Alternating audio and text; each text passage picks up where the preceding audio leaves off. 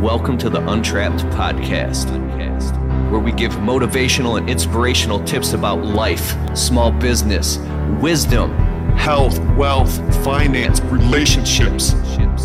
It's about being the best you that you can possibly be. Hashtag Untrapped. Welcome to the Untrapped podcast. I am your host, Keith Kelfis. What's up? This is Keith Kelfis with the Untrapped podcast. We have an awesome guest. We have Bobby Walker. And I'll try to make the intro quick and sweet and succinct. I'm actually with him right now in my hotel room at the Automate Grow Sell live experience. We finally met for the first time. Joshua Latimer had introduced us, and there's tons of people out at this event right now and having a blast and learning tons of things. And Bobby, I'm like, dude, we got to go to a quiet spot, and I got to interview you on the podcast. And you have your own podcast called The Journey of a New Entrepreneur. You started your window cleaning business like, what, a year ago? 21 months ago. 21 months ago, and already grew it to... This year we'll finish around 360,000. And I'm like, dude, I want to ask you, and I'm going to ask you a bunch of rapid fire questions because what you're talking about right now, and you guys listening, listen to this, listen to what he's saying and how he's saying it. If you like the way I communicate and you like to listen to my podcast and watch my videos, you're going to love this guy because the way he communicates is like, oh, bam, bam, bam. So I'm rapid fire asking you questions and you're just giving me all the golden fucking answers that I'm going to try. I'm a hear. Rabbit trailer, so just like keep me reined in here. Okay. Bobby Walker, how did you get into the window cleaning business, and talk about that real quick and where you're at? So listen, I was in the corporate world. I found out I was losing my job. I was panicking, and like 3 hours before I found out I was losing my job, I had stumbled across one of your videos, Keith, and I thought, oh, what an interesting concept. So I found out my job was going away, and I thought, well, I'm going to drive to Lowe's tomorrow like this dude that I have no idea who he is or if he has any credibility on YouTube told me to do. I went to Lowe's, pulled up your video. I bought 2 of everything because my son wanted to be in business with me. Squeegees and scrubbers. And squeegee, scrubber, pole, and I had a 6-foot A-frame ladder and already, and so we spent about $120 or something like that, plus the ladder that I already had. And this isn't about window cleaning. This is about growing a business. Window cleaning, landscaping. You do soft washing too. And just listen to this guy. Trust me. Go.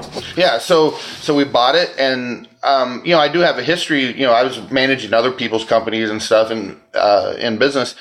So the very first thing I told my son when we decided to do this was, we are not starting a window cleaning business. We're starting a sales and marketing business. Window cleaning happens to be the product that we're pitching. And then, of course, you have to do a good job cleaning. And of course, you have to provide a good customer experience. But we knew we had to focus on that front end sales and marketing, or everything else just wouldn't even matter. So that's how we got started. So I bought that stuff.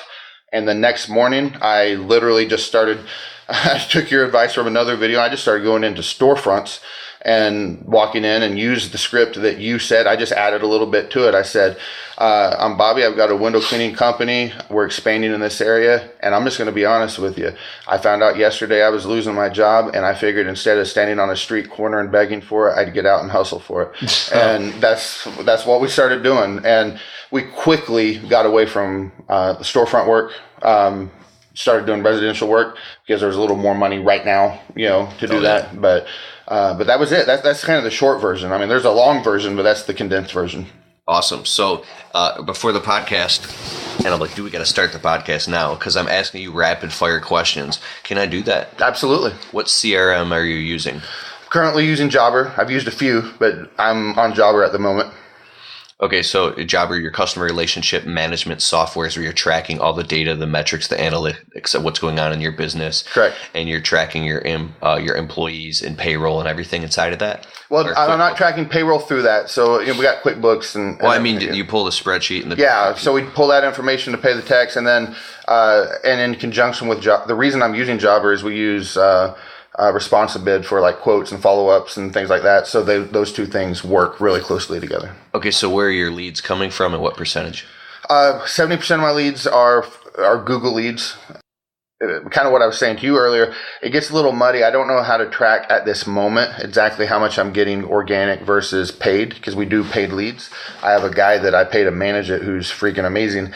And but we don't rank highly right now. Our website doesn't. So we're like on page 2. And I've heard that like the best place to hide a dead body is on page 2 of Google. So so pretty much none of our stuff is organic. Most of it's lead AdWord driven right now. A lot of it because, I don't want to go into that. So Responsibid, that's Kurt Kempton. He's actually here at the live event, and he built this awesome software where you can you create the videos and automate the sales and marketing process in your service business, so people can actually close jobs. You can close jobs while you're sleeping. It's funny. Yes, you can. And the funny thing is, I put off Responsibid sexy looking. When you're a new guy, when you're not necessarily, when you don't know how to look at what something will make you instead of what something costs you, Responsibid looks really expensive. And I saw some of the testimonials of there's a guy that's saying, I close deals when I'm in the movie theater, and someone else is saying Responsibid saves me all this money on fuel. I got it, and I literally closed a deal when I was at Disney Springs watching a movie at their movie theater. I'm like, oh my God, it's working, and I will literally, a handful of times a month, wake up, have a sale that I didn't do anything for. No one talked to me. No one spoke to me. They quote it, schedule it, pay 10% deposit. It's on my schedule. We're good to go. So you're an executor. You're an implementer. You hear about a good idea and you jump on it and you fucking make it work. Yes, I am. That's what I'm picking up from this. That's exactly what. Okay, so earlier you're talking about you pay, take labor, 30% of your gross revenue goes for labor, and then you do their bonuses and all that, and you put the payroll in with it. And I'm you learned that from Joshua Latimer's Automate Grow Sell course, didn't you? Yes and no. So Josh, I kind of learned maybe how to build the bonus structure through him. I actually have a background in security, so intrusion systems, fire alarms, and stuff like that. And we found that the technicians that we had techs that we would pay hourly, and we had techs that we would pay commission. And we found that the commission techs would literally produce sometimes 3 times as much as the hourly guys. And so the Latimer thing was a great way. What he taught in his boot camp helped me kind of flesh out my own bonus structure. But what I've learned is, money doesn't motivate money won't make a B player an A player. A B player is a B player. He's gonna work. He's gonna do all right. An A player is a hungry dude. So money doesn't make a bad employee or a mediocre employee a great one. But what a commission structure will do, especially for technicians that are hungry, is it'll make an A player work more, because an A player is driven. And Brian now, Haggerty. Yeah, and exactly. Ultimate Employee Rockstar Toolkit. And now that A player, he's not going to be pissed off when he's making the same amount of money as the other guy that's lazier than him. So he's now in control of what he can make. So it's not only are you paying him more, but you're giving, people say money's not what makes people love their job. It's the 4th most important thing. Well, when you give them that commission plan, you're giving them ownership, and they write their own paycheck. So it adds a sense of satisfaction. And I know it from experience, because I was one of those techs back in the day too. I know from experience that it makes you love your job more, because if you want more, you get better, faster, more efficient. You can work longer hours if you want, and you make a lot of money. So how long did it take you to get out of the field, and how many techs do you have working? So right now I've only got 3 techs in the field. I'm aggressively trying to get number 4. So let's see here. Basically, it took me about 14 months to get out of the field. So I worked 7 days a week doing sales and cleaning for about 14 months before I was able to transition out. Okay, so, and then now you're primarily doing sales. You pull the trigger on, you're out there hustling, closing deals. And a big hang up that I have in my business, number 1, is how do I close deals at a high enough ticket price to be able to afford the top-down infrastructure to legitimize employees that are fully, not that they're not legitimate now. What I mean is legitimate key men, well-paid legitimate employees who can do it, that I can totally trust to. And I understand that you qualify them and all that stuff, but the hang up is with long enough, consistent, high pricing. That how does that model work? Where there's enough money going in at the top of the chute to afford to build the infrastructure, so you're not letting people down and saying oh, I'm sorry, I fucked up. Did you just go for it or what? So that's a good question. First off, I finally just had to get over the fear of basically what you're saying is like, what happens if you hire someone and then you don't have enough work for them? And I thought, basically I knew that if I hired them, that basically kind of made me pot committed, and I knew I would have to do what it takes to get there. But let me tell you something I heard at the Automate Grow Sell experience today, which Brian Haggerty, you already mentioned. He's my mentor here. And he brought that up because one of the guys in our group is struggling with that. And he, just for them listening, Brian Haggerty he's friends with Joshua Latimer. He's one of the mentors here at the event, and he created the Ultimate Employee Rockstar Toolkit training course, where he has created a phenomenal infrastructure and action tactical theory-based system to hire and retain Rockstar A employees and bring them through a funnel into a system so you're actually getting the employees that you want without, pulling your fucking hair out. But yeah, and so he knows what he's talking about. He's hired hundreds of people over his career. But one thing he shared, so for anyone out there that's saying to themselves, gosh, I don't want to bring an employee on because I'm afraid I can't support them. Let me tell you what he said to us. He said, look around this room. How many people are here? And we got about 60 people in the room. And he goes, now let me ask you a question. Are you looking for the absolute best employee there is? Like, do you want an A player working for you? And the guy said, yeah, I do. And he goes, now look around this room and you tell me how many of those people want an A player working for them. And he said, every one of them. He goes, you don't have to be worried about causing that guy problems in his life. If you hire him and you're not a good opportunity for him, there's a million other small businesses out there that are looking for Rockstar employees. He's going to be just fine. And even though I've already kind of got over that hump of that fear, I thought that just kind of like completely set me loose, because I'm like, oh my God, we're in America, man. Like, we got opportunity out the wazoo. So that's the first thing. And then the second one here is sometimes can I cuss on here? Fuck yeah. Okay. Sometimes you just got to stop being a pussy and do it. It's like you can sit there forever and be afraid and guarantee that you're going to fail. Or you can go for it and you just might win. So I just kind of went for it and coach me a little bit. I said this year, like, I'm doing it. I'm growing my business, right? And I have a secretary and a couple guys working, and my media business is awesome. And I have multiple virtual assistants around the world working now, and it's it's amazing. But the service business, I have these hang-ups, and I'm not trying to make the podcast about me, but I'm relating to you guys listening right now, because I know you probably have questions, but it's like, so I raise my prices and I start building this thing out and billing in preparation to grow this thing. So how much money would I need to have the right guys working, good dependable trucks, vinyl lettering, DOT numbers, all the things I need, hire a payroll company so I don't have to deal with it, and keep the books organized, right? Yep. Well, I would need to make this much. So I start billing that much. I mean, quoting it that much. My closing rate goes through the fucking floor down to 10%. I'm like, oh my God, I could spend more money on marketing, advertising. I had to try harder. And I'm out selling my ass off and getting nothing and coming home discouraged, saying the only way this would work is if I was out literally selling 5-6 days a week, selling my fucking ass off. And then I would feel totally trapped, working just to feed these guys.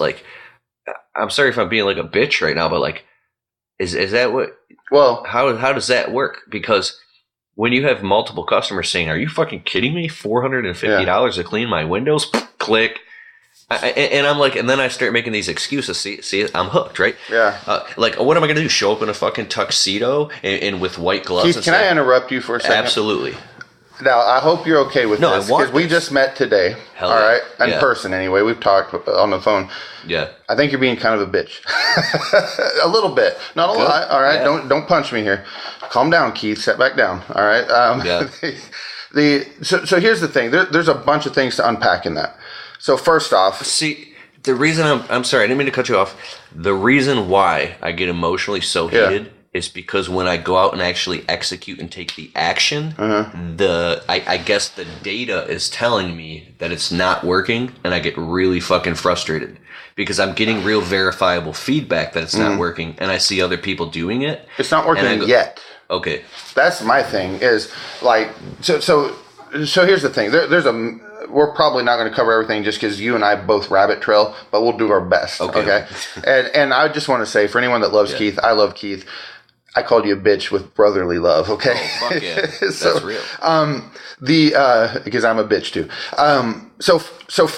Gosh, a few things. First off, some things are just tried and true and they're fact. Yeah. All right?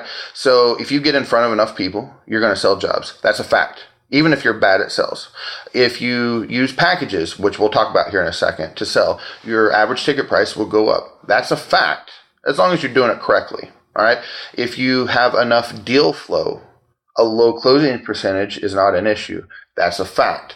So there's a lot of things that we've got to do. Now, my closing percentage, I think, is low. I'm at like 48%. My prices are in probably the upper third of my market, so I'm not like the most expensive guy. But I've literally, Keith, I've written out a quote before. This would happen like 6 weeks ago. I read out a quote, gave it to the woman.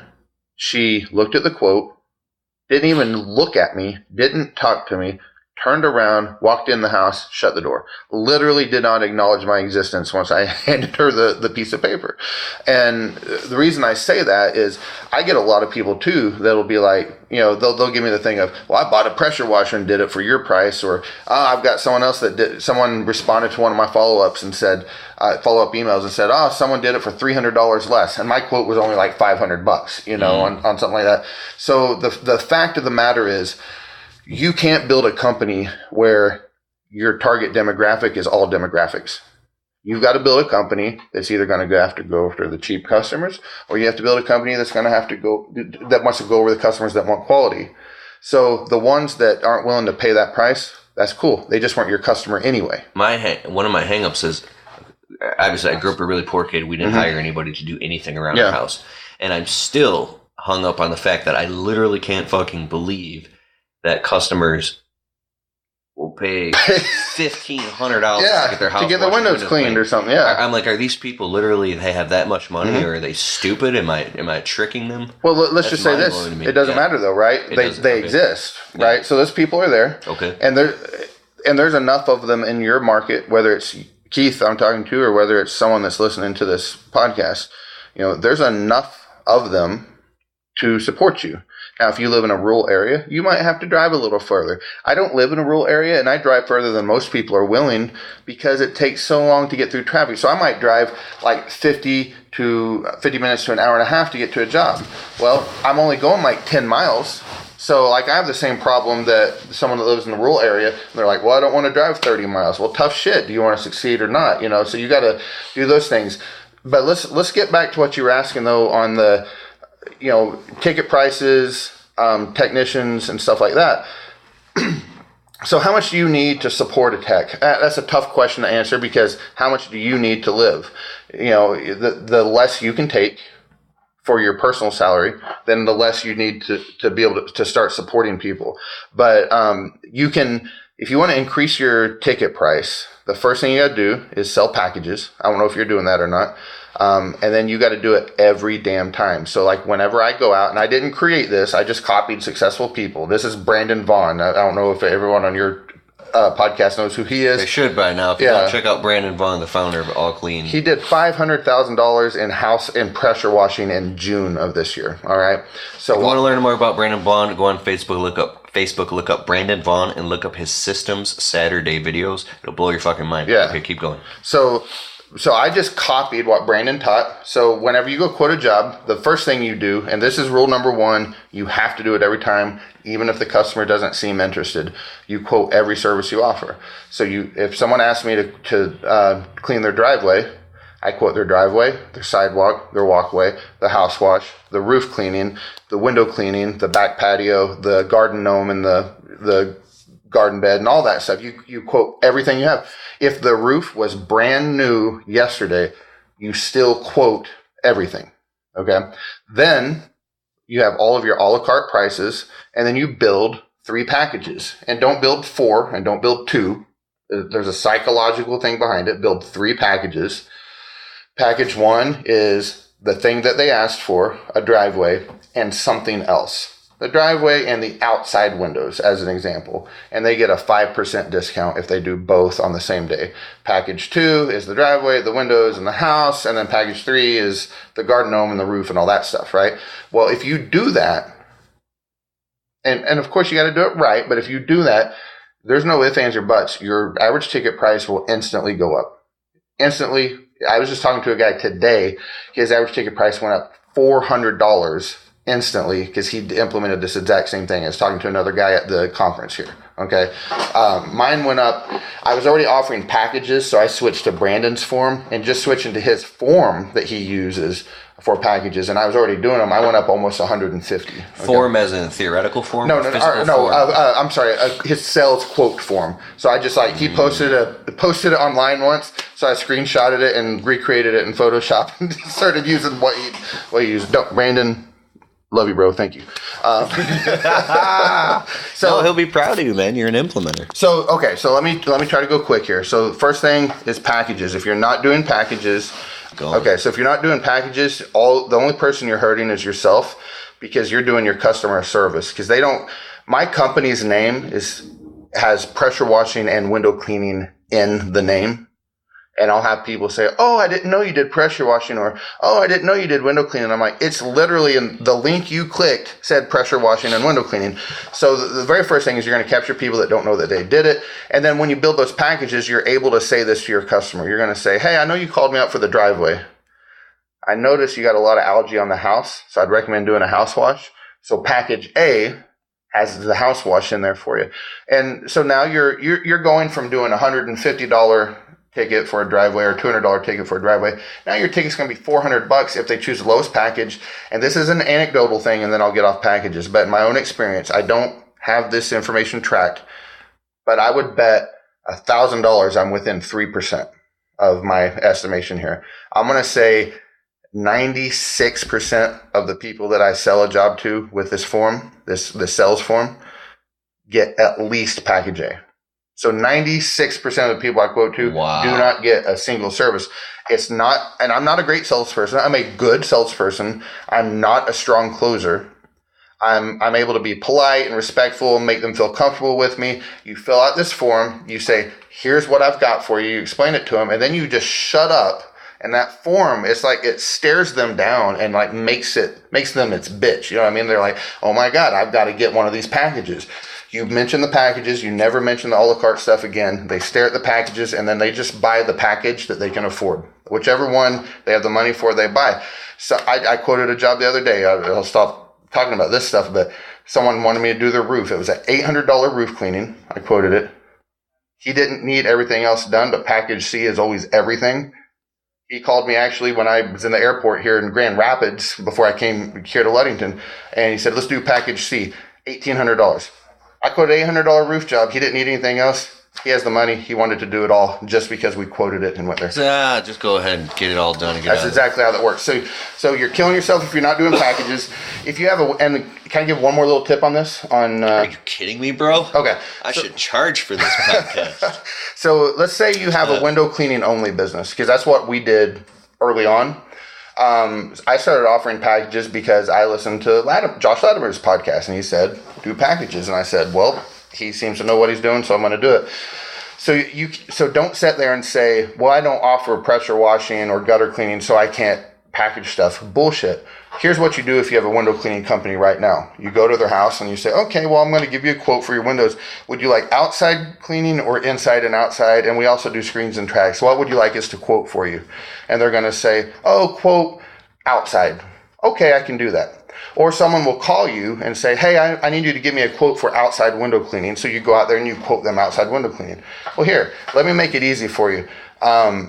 Here's your packages if you're a window cleaning only company. Package A, outside window cleaning with a 3-day rain guarantee. Package B, inside and outside window cleaning with a 10-day rain guarantee. And package C is inside, outside screens and tracks with a 14-day rain guarantee. So now you've built 3 packages for your business, and you're not doing any services that you didn't do before. And the crazy thing that you'll see is people will call you for outside only cleaning, but because you offered the other 2 packages, they're going to select one of them more times. Well, I shouldn't say more times than not. More times than they ever would have if you didn't make it available to them. The upsell. Yeah. And then one little trick, increase the price for package A and B over your regular pricing. Leave C at regular pricing, and it makes the third package look more appealing. So I talk about sales packages. I've got a YouTube channel called Journey of a New Entrepreneur. And if you go on there, it's called How to Create Sales Packages for Your Service Business. That's the name of the video for Journey of a New Entrepreneur. And what I've done is I actually use 2 of my earlier quote forms. One was the window only form, and then when I first added pressure washing, so it's not the form I use today, but it's 2 forms that I did great with. I use them. I've put them in a shareable format, like a Photoshop format without my logos on them. And here's what I do. I don't want any money for anything. I just make people make a donation to Give Kids the World, which is that charity that lets kids go to Disney World when they have a terminal illness. So if you screenshot me a $50 donation to Give Kids the World, I'll send you the spreadsheet. So nothing comes to me. I just don't give stuff to people for free because they won't appreciate it and use it. So you give that charity, it explains it in that video, and you can have these quote forms that work great for me. That's amazing. Okay, so Journey of a New Entrepreneur, look up that specific. Yeah, how to build service packages how to build sales packages in your service business. That's beautiful that you're doing that, man. That's huge. So check that out. Okay, I remember you said a 14-day rain guarantee and all that stuff. Mm-hmm. It's just a psychological bonus trigger. I remember Brandon Vaughn on one of his System Saturdays videos was saying that in the last 20 years or 15 years or how long he's been doing he's never actually had to go back. Mm-hmm. We've actually clean windows because it rained. In 21 months. It's just like a security thing. It is. Okay. It's a security thing. In 21 months, I've technically I went back twice. One of them had nothing to do with rain. It actually, I don't even know what, I shouldn't even mention that one. And the other one, we cleaned the windows a week before the hurricane last year. And we went back and had to redo those windows. So a hurricane caused us to have to go back to one. The other one was kind of BS, but we just did it. So in 21 months, we've done 2 go backs. Because here's the thing. Rainwater is, if you're listening to Keith, I know you know what a water-fed pull is. Rainwater is pure water. Rainwater does not make windows get spotty. Water from your garden hose that comes out of metal pipes with minerals and deposits in it spot your windows. So you get clean windows. So now what you're doing is you're offering something that looks like a value when really it's kind of worthless, and people love it. I've actually raised my rain guarantee up to 3 weeks now. I'm thinking about doing a month one just because it's like, a 6-month one. I don't know, because you don't ever got to go back. Dude, you don't have to go back this whole thing. Yeah. So I heard this one dude saying we offer at least 2 different gutter cleanings. One is we regularly clean the gutters. And then 2, we call it the platinum gutter cleaning service, where we actually take a hose and wash it all down, the downspouts, so they're clean as a whistle. Yeah. And I tried it, and I was on the phone with this lady, and I was like, yeah, 1 is this, and then 2, and it was 3 times the price. So it was something like $250 just to rinse it out of the hose. And the lady was smart, and it blew up in my face. She's like, doesn't that take you an extra 5 minutes, and you just wash a hose down there? Why is it? I'm like, yeah, that's exactly what we do. Hey, you win some, you lose some, But, and I think that could be linked back to maybe there was something leaking through my voice that was aware that what I was doing was a little funny. So, how do you get over that hump and charge super high prices? What is your why? How does that work? Well, first off, for full disclosure, I don't know that I have super high prices. I think for a newer company, I'm doing well. So just so everyone can know, over the last 2 months, my average ticket price has been right around a little over $700. But over the last 12-month average, it's only been around $560. So I'm not lighting the world on fire, but I'm doing well, on that in that respect. But it's been creeping up. So that 12-month average is a little skewed because it's,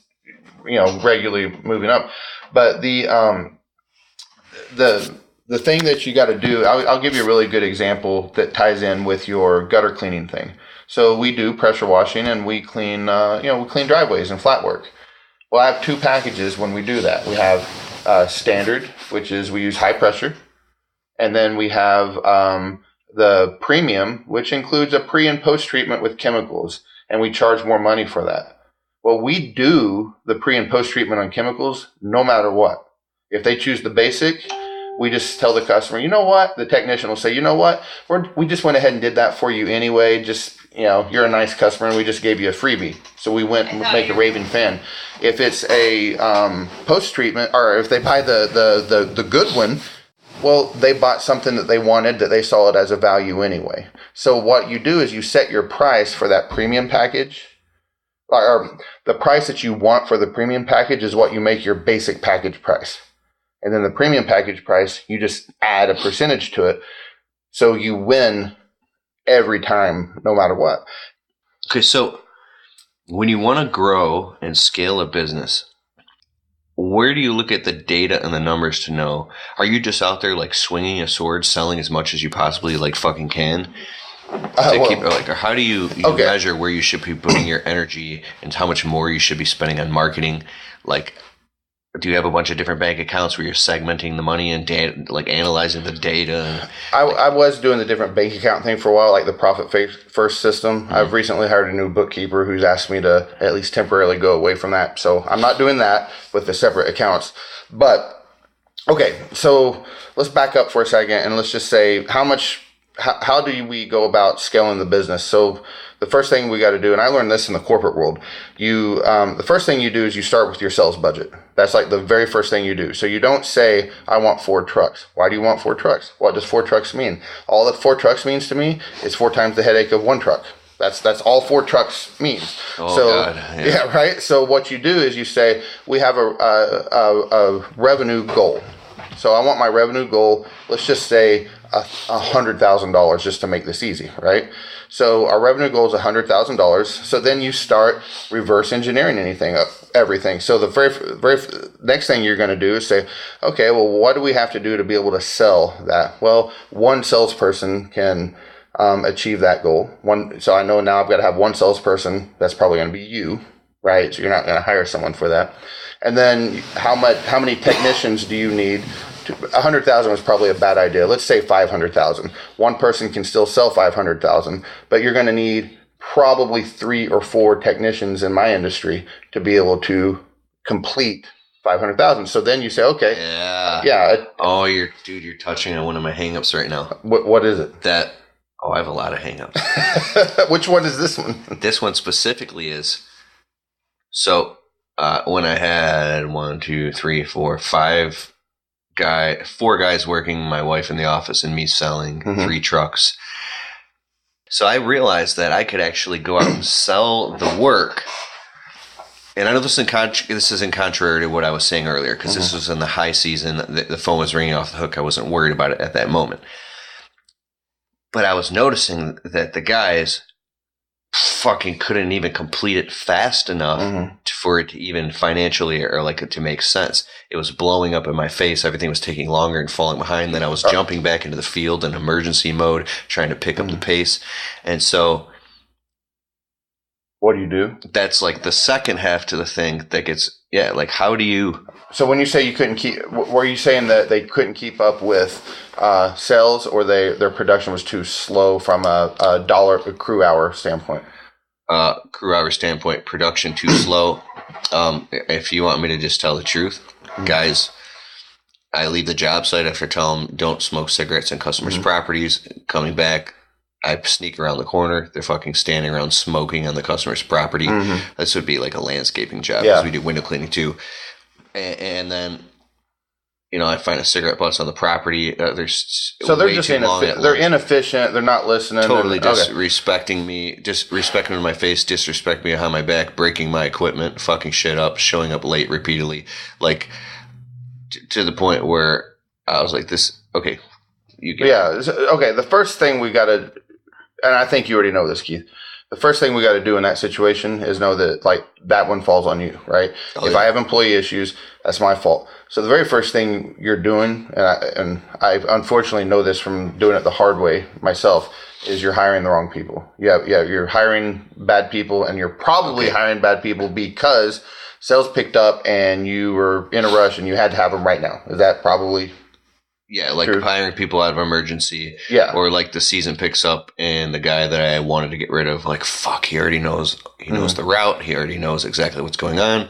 And at least I know exactly what I'm going to get from him type shit. Yeah. Okay, so for me, there's so many things to unpack here. So the first thing for me, I'll just say this. Like my current business, I'm behind on where my headcount should be for technicians, which is making me also behind on where I should be for revenue. But I had to make a choice.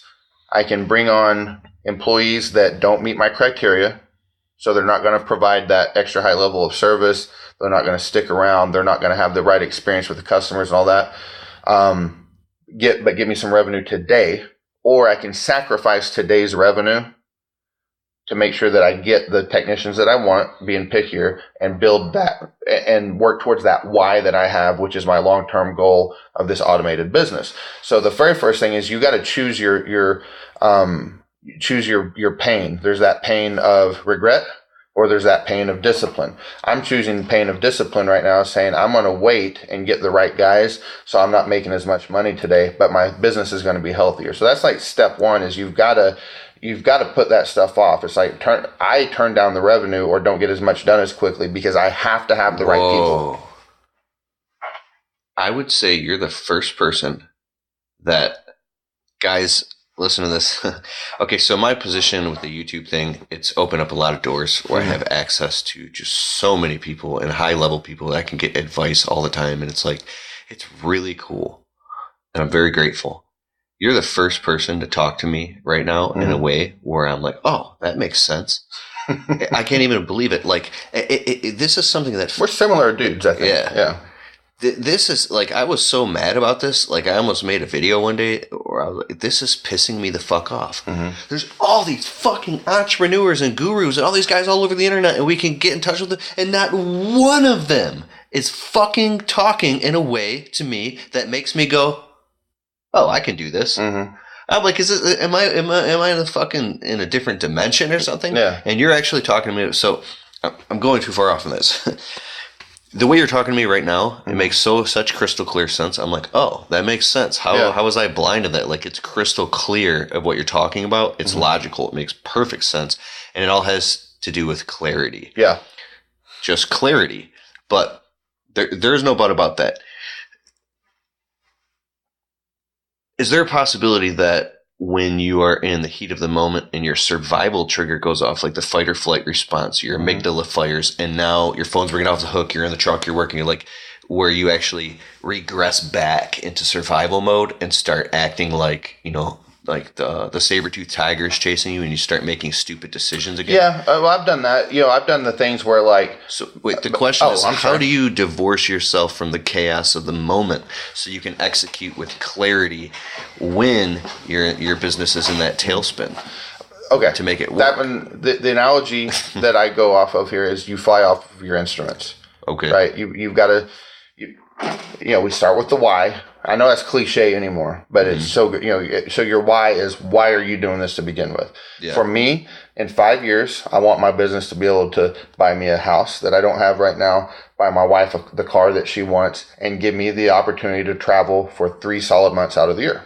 So that's a lot of awesome shit, in my opinion. Those are things that are going to be great for me.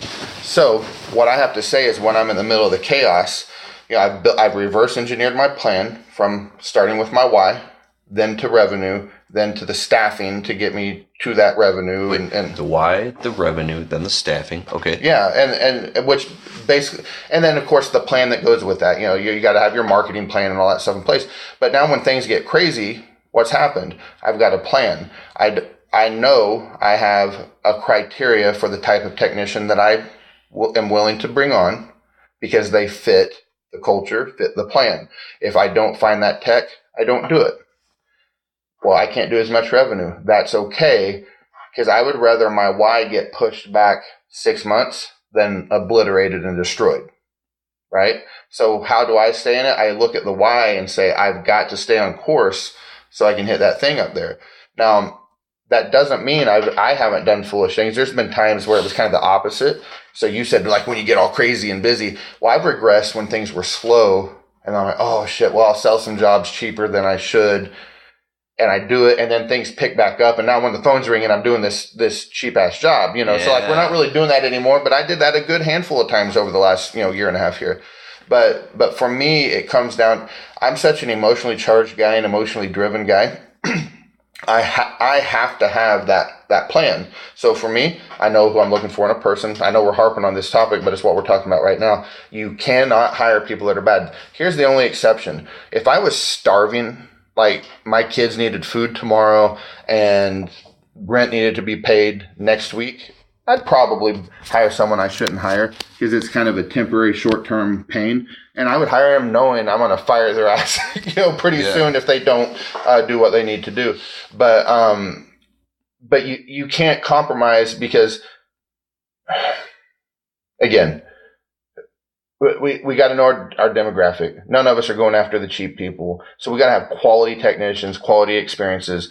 So Keith, you just can't afford. You're just sabotaging yourself because you're costing yourself more money than the revenue that you would lose. Because what you're earning a bad reputation, you're earning, you're giving a bad experience. That customer's never going to use you again. Neither is any of their friends, any of their neighbors, or anything. So it's better to not even do the job and only lose that one job than all of that other shit that will blow up on you because you hire the techs just because you can get there. So if you're getting more calls than you can handle, raise your prices. So you get less work.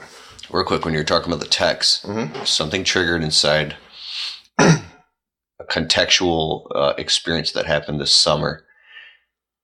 And it's interesting how if you're coaching a guy and walking him through the process of growing his company, he'll go, yeah, but this one thing happened, and then they're stuck on it.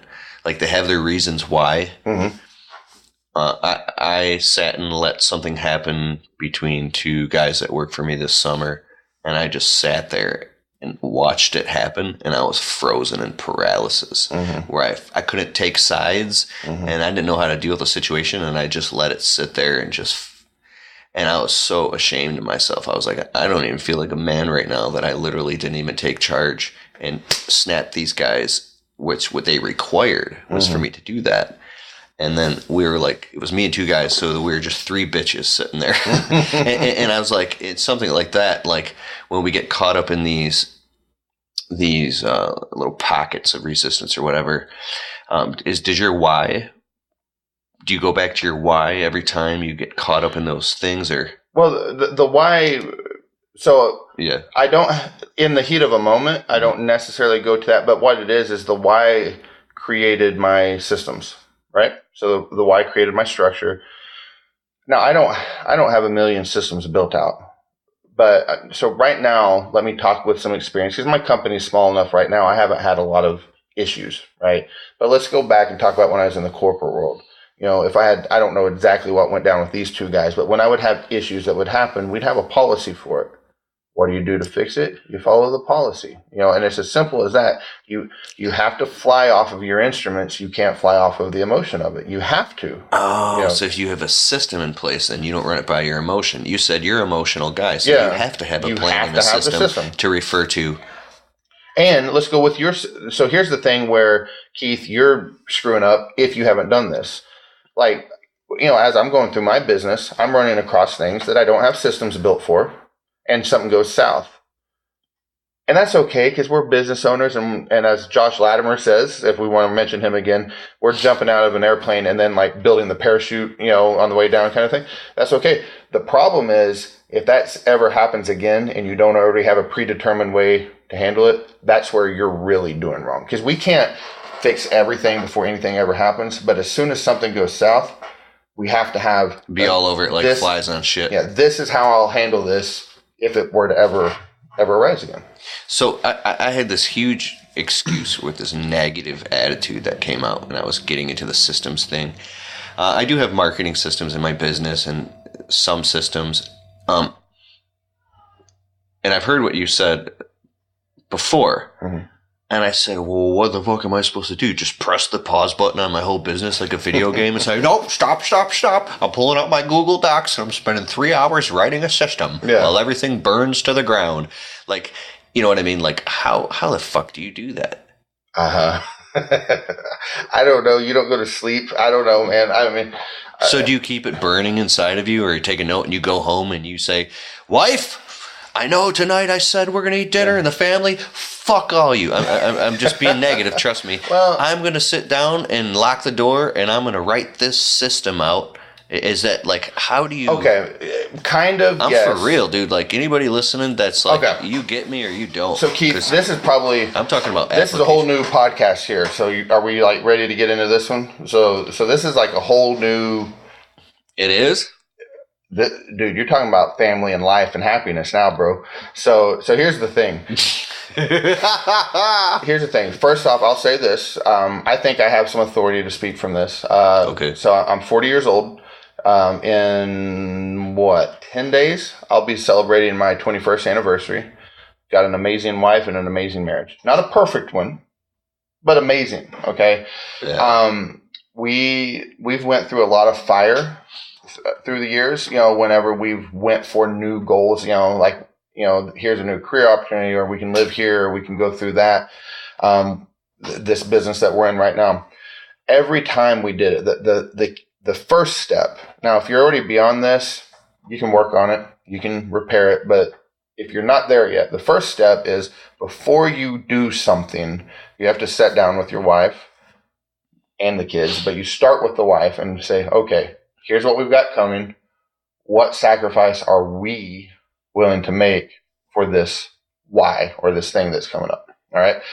And what that does is, now when you go into it, when the hardships come, it wasn't my goal. It wasn't her goal. It brings us closer, right? We're tighter. Get her on board. Yeah. So, but there were times that, I wanted to do some stuff that my wife wasn't on board for. And I had two choices. I could have went forward, or I had to wait. I chose to wait, and I don't have any regrets today.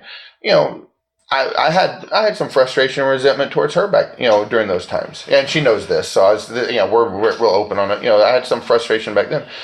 But I chose to wait, and then I basically just sold her over a period of time. It's like, here's how we can do it. I earned her trust, earned her respect, and then we went forward. So the first thing, when you're asking that, Keith, is like, so when we started building this business and decided to go all in on it, we said, okay, we're going to make the necessary sacrifices, and we're going to make sure that we schedule family time and date night. So I can come home. And it's like, hey, we were all going to go to, my kids are too old for this anymore. We were going to go to Chuck E. Cheese tonight, but as Keith, you put it, but fuck you guys, I'm going to work on the business. Well, I can do that because my wife understands where we are, because this is her dream too. Even though she's not involved in my business, this is still her thing. And my kids know that we're going to do this at another time. We've had those conversations. So that's kind of a really long answer to step one answer to what you asked, but that's like the very first thing. And then beyond that, let's say that... Dude, you're talking about foundation. That's absolutely. Now let's just go a step further, because I've had times in my marriage, like, we've always had a good marriage, but there's times where it's been hot and there's times where it's been kind of cold, right? There was a time that I look back at this and I think, wow, had I not done this thing, it may have led to like the divorce path, even though we had never mentioned divorce or anything, but there was like this resentment between the two of us. So I'm going to get real like vulnerable here for a second. Okay. And real open with everyone. But there was a time in my marriage where we were, we weren't very intimate anymore, and I'm specifically talking sexually. And I'm also talking about, let's forget about the sexual intimacy and talk about just things like holding each other, holding hands, giving each other a passionate kiss instead of a peck, or, things like that. And what it kind of grew to is, it was like my wife and I, we hold hands everywhere we go today. But at that point, if I was going to try to be the bigger man and hold her hand, try to get through it, I'd grab it and she'd kind of like not want to hold my hand because I didn't want to hold her hand the last time, or just stupid little things like that. Or if we were in the house, I'd go sit close to her, and if I put my arm on her or vice versa, we'd find a reason to get up and leave. So like there was some like resentment there. And I remember it just dawned on me one day, as oblivious as I was up until this, I'm like, okay, this is a problem for me. Now this I still think is very fitting to this topic, because it's like, this is what you do if you can't lay that foundation, because it's like, well, that's great, Bob, but I already have my fucking business and I have this issue. So I've had an issue before. It just didn't involve a business, but we had our own things. And I remember I just made a decision, and I said to myself, here's what I'm going to do. Because what would happen is if I tried to hold her hand and then she wanted to be snotty, because we were in our mid-20s and we were just two dumbasses, then I'd get angry. Well, fine, I ain't going to hold your hand either, God damn it, whatever. Well, I just made a decision, and I said, I'm never going to do that again. No matter, and I am a guy that can get angry very quick. And I said, if I go to hold her hand and she doesn't want to hold it, what I'm going to do is gently and nicely, I'm going to reach out and I'm going to just grab it again. And I'm going to look her in the eye and say, I'm going to hold my wife's hand and we're going to walk. And if I wanted to give her a hug and I didn't feel the warmth and embrace and the hug back, I said, I'm going to go ahead and give that warmth and embrace to her, because she deserves that from her husband. And so insert whatever the thing was. Setting my hand on her leg if we were watching TV, and whatever it was. Just by the way you talk, that you were madly in love with your wife. I'm madly in love with my wife. She's amazing, and so, but you know what? It hurt my pride, because it would hurt my feelings. I'd go to grab her hand, she'd want to pull away. Well, the way I respond when my feelings are hurt is I get angry. Yeah, I'm like, well, I'm bigger than you. I can hit you harder, so I'm going to make you hurt worse than you just made me hurt. So anyway, I did that, and man, I'm going to tell you, it like 30 days fucking transformed everything. Like it was just like we never went through that patch. It was just what it took was for her to see that I know I've screwed up and allowed this to happen. I mean, it was her fault too. But, it was just something that kind of happened. There wasn't no matter what. But I was like, I'm here, and dude, it fixed it. I'm telling you, this was 12 years ago, 13 years ago, it fucking fixed it. And it took like 30 days. I mean, it was like, I was like, oh my God, that was ridiculously easy, and it fixed it. So now to your question. So now let's say, all right, Bob, that initial advice I gave of you set the expectations and the plan first. Well, Bob, that's great, but I'm beyond that. Okay, so here's what you do, man. You have a dream. You want to build a business. You want to build these systems so you can automate it and not have to be involved in it all the time. Well, guess what? You signed up to be the husband first, or the wife, whoever we're talking to here. You signed up to be that first. You committed to that. Your commitment to her or him is greater than that of the business. If you want the business too, what do you get to cut into? Sleep. That's it. You don't get to be on the baseball team, or the softball league, or you don't go golf on Saturday. The times that you would use to do that shit, you build your fucking dream, and then the other time, you love your wife, you do that, and what will happen, it takes two to tango, I get it, but what will happen is they're still going to show resentment and anger and stuff at first, and then you can't be a little bitch and get angry like I was and get angry and do it back. You have to say, I earned this. I did this, so I'm going to fucking fix it. So, and you got to give it time. To quote one of my favorite movies, Remember the Titans. Guys, it's just like Novocaine. Give it time, the Titans. It'll work. Hey, you know what? Because I think the business and the home life all go, like if it's not working, I follow a guy named David Data.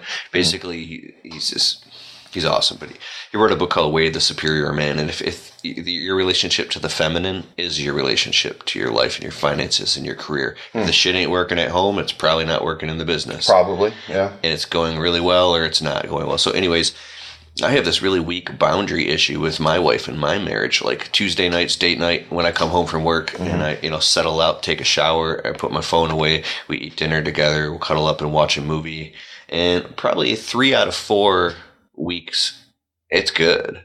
Sometimes she'll be really busy with her internet business and I'm like, fuck it. but most of the time it's worked, and it's really. And Joshua Latimer helped teach me that fucking date night. If you guys don't do it, listening, try it. The first few ones it'd be impossible. Once you build a habit, then your wife starts to learn Tuesday night's date night or whatever night it is. It works. Do it. So, and then on Sundays, I'll actually take some time to hang out with family. My dad will come over. But anyways, I have this little like agreement that I haven't told her about because I'm a workaholic and Tuesday night is date night.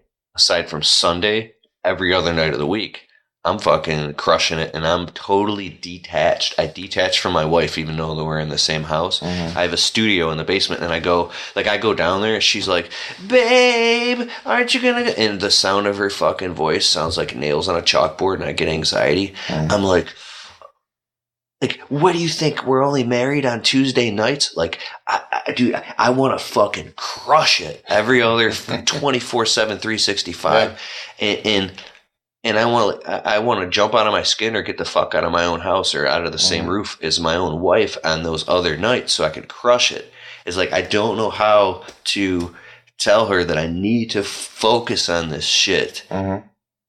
Every and Tuesday night's our night. It's like she expects me to be in this bubble with her and her thoughts and feelings, and I can't do that and crush at the same time. So it really hinders my success when I'm at home.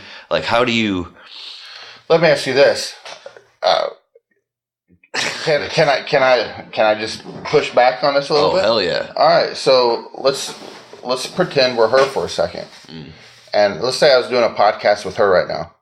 Yeah, and she's saying, "Bob, I mean, the most important thing to me is my marriage and wanting to have a great relationship with my husband, and yeah, I can be nails on a chalkboard and stuff, but it's like I keep telling him I want more time with him, and he just locks himself in the basement, and like I yell and scream at him, but it's like, what could I do to communicate to him that I need more time from him to like have a fulfilled life and a fulfilled marriage?"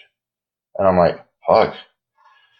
Other than saying, "Hey Keith, I need more time to be a fulfilled wife and have a fulfilled life," I don't know what she can do, right? Now, again, so here's my thing. Like, I had this goal this past year that of $400,000 in revenue. My goal for this year was going to be $800,000, but I think I'm getting talked out of that by some of the guys here, some of my mentors here. But when we set the goal last year, we said there was two things that we weren't willing to sacrifice.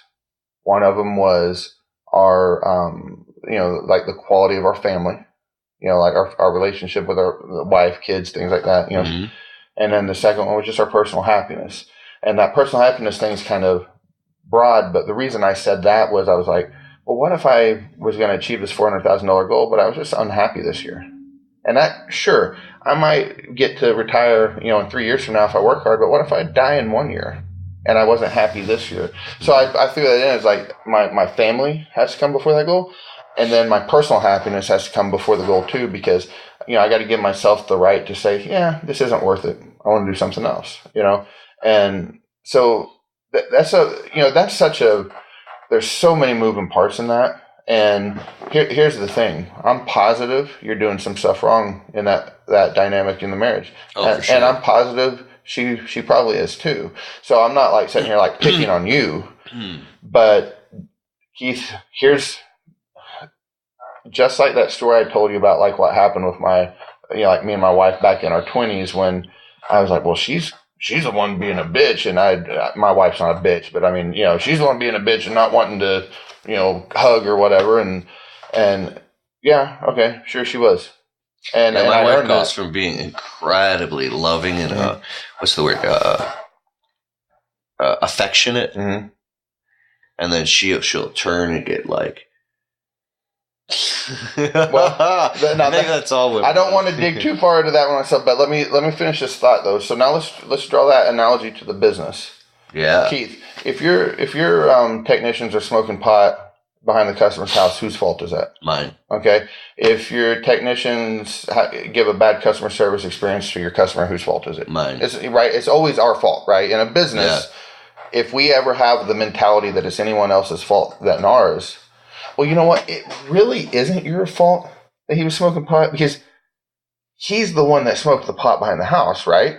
That tech. I mean, it's his fucking fault. He's the guy that made the choice to do it.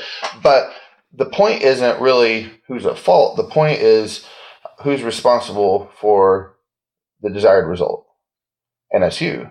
So, you know, back then with my wife, now maybe, and I'm not, Wife-atron, if you hear this, I'm not picking on you. I'm picking on Keith too. But you know, let's just pick on her for a second, just for the fun of it. Let's say that she's being unreasonably demanding and kind of mean on the time thing. Let's just say she was. Well, you know what? Do you want to be? I'll be Dr. Phil. Do you want to be right? Do you want to be happy? Happy. I want to be happy. So I don't give a fuck if I'm right. So my thing is like, okay, if I can't do my time on my business and the time on the marriage thing, I'm picking the marriage thing. And then I'm convinced that I'm going to be able to set expectations and quote unquote sell my wife on letting me get back to my, this other thing as I earn her trust and respect, in that area. That's my thing, Really earn her trust and respect. So these random family events pop up all the time at the last minute, and I'm expected to attend them when I had plans, and then I get all the heat if I don't attend, and all the guilt tripping and all that stuff. And it's not my wife's fault. This is just, we both struggle with this boundary issue, and so several times a month, and I'm at the point where what do I got to just be an asshole and just say no to everything and just crush it, and this is for you guys listening to. I have not. And I'm using it as an example because I like to be vulnerable about this stuff. But because when you actually start to get professional and serious about your life and your time, you start putting everything on a schedule, you start realizing how unorganized everybody else is. And people that love you are like, I got to get on your fucking schedule to talk to you. And I'm like, yes. Yeah. Well, now that's a different level, right? So now, to me, and I bet for you and probably anyone listening, your wife and your kids are at one level of family. And then mom, dad are at another, and then aunts, uncles, cousins are at another, right? Well, this is what I would expect my children to do when they're adults. And this is what I'm doing. It's like, mom, dad, love you. I got some goals to kill. I'll see you in 3 weeks, but I'm a big boy and I got some things I got to take care of. And I would say no, and it's just, everything's got to be a balance. I don't think there's an exact answer, but, I don't think you're a bad person if you're not around, the cousins all the time, or you don't go out to every Tuesday night dinner at the Sizzler with the parents, mom, dad, I'm building a dynasty over here, I got to do it. Communicate it. Communication. You reach out to the people you love and say, listen, this is, I'm in this period where I really, really want to crush it in these things. Yeah. Okay. Let's do a business analogy here, because this is like real easy. Because what's happening in this scenario with the family, we're causing anxiety, stress, frustration, and maybe even anger, right? In this like family events, if I say no. Okay. So why is it that your technicians should call the customer when they're on the way?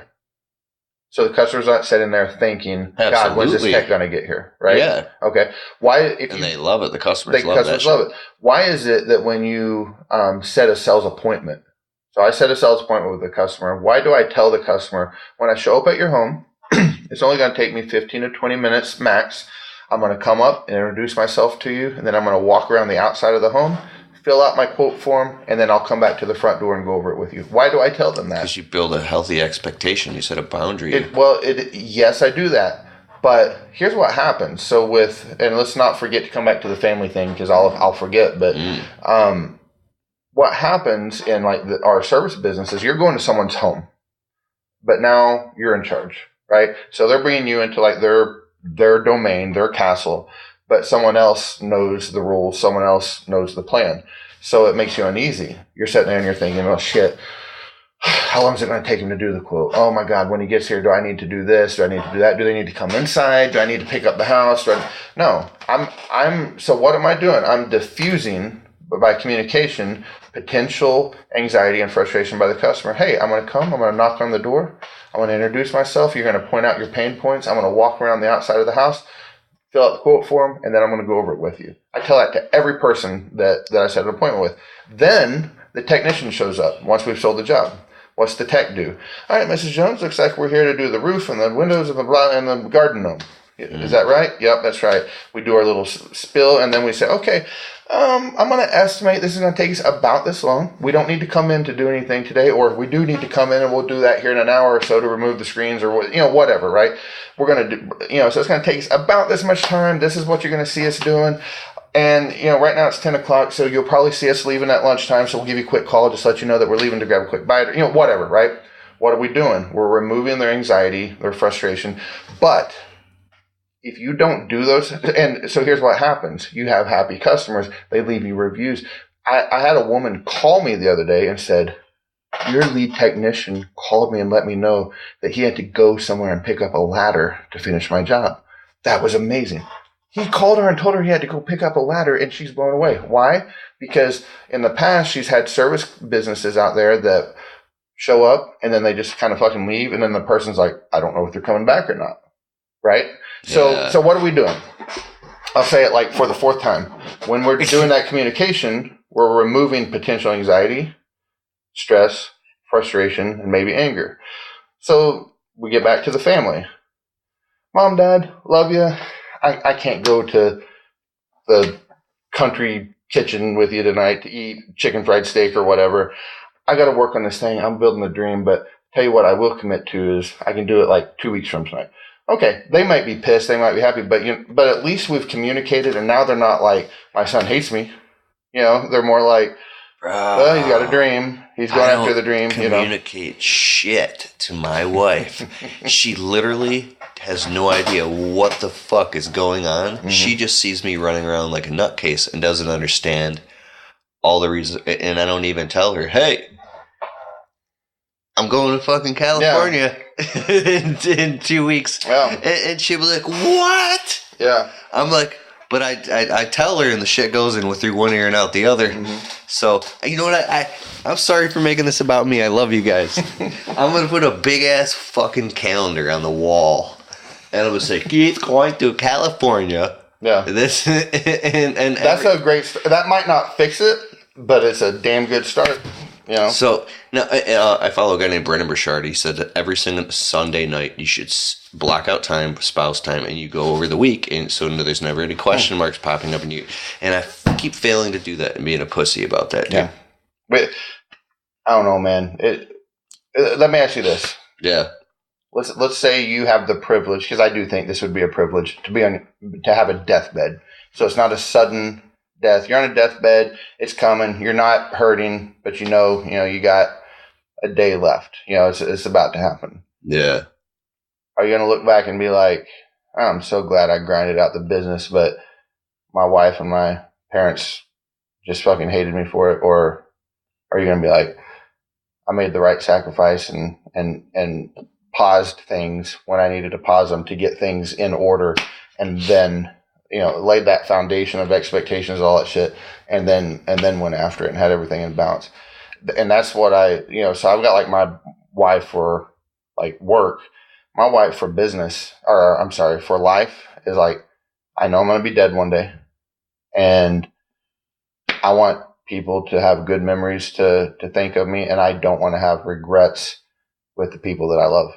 That's just, I'm not trying to get deep or emotional, but that's just like that's how I look at it, is like, I always use the deathbed analogy, if it's business, I always say like 10 years from now, is this going to affect me? If it's not, then I don't get too worked up over it. If it's stuff like this, I try to think like, if I was dying tomorrow, which one would I have regretted doing, So when you get crystal clear on this stuff, clarity, the answers just kind of rise to the top. It's like, yeah.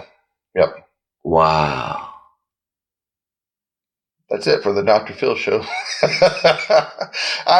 This is so funny. We're talking about this shit, man. I think it's great. So what if you got an employee who's anxious because he's going through all his own personal shit, And he's bringing it to work, and you have now become crystal clear on your mission and purpose. I don't know, man. I'm sure I could come up with something good, but I don't know. I don't know the answer to that right now. It's probably too late for me. I don't want to just throw out some BS answer. I don't have any clarity on that answer at the moment. I mean, surface level, I think the first thing is you got to talk to them, find out what the problem is, and then gather information, and then you can hopefully come up with a solution. Yeah. One final thing we'll end the podcast about employees. What if a worker is extremely consistent, then like one time out of 10, he's completely left field, and you're like, what the hell is going on? And then you develop like a schism, almost like a traumatic stress inside of you. Like, how do I? Well, how big is the issue? How big is that 1 out of 10 left field thing? Is he not showing up that day, or is he like didn't clean the truck out good enough at the end of the day? Now that you put it like that, that's a perfect gradient to measure things by. Wow. If you have an amazing guy that wants, listen, I have a checklist for our truck stuff. Yeah. And the guy's supposed to not vacuum and everything, but supposed to pick up the truck, clean out the truck at the end of every day. It didn't happen Thursday of this past week or Wednesday. It was Wednesday this last week. It didn't happen. When I first got in there and I saw it, I was a little pissed. And then I remembered they worked till 8 o'clock that night. And I'm like, oh, I don't fucking care. Not a big deal. But if I had a quote unquote rock star that's great, that's calling in sick every other Monday morning, he's just really good sometimes. And you set the expectation. Hey bro, you're awesome. And I think that like we could make some beautiful music together here, but we'd have this attendance policy, and here's your written warning because you didn't follow it. And then next time it'll be a final warning, and the next time you're terminated. So I hope we're treating you right so that you want to straighten this shit out. You know, that's kind of the way I look at it.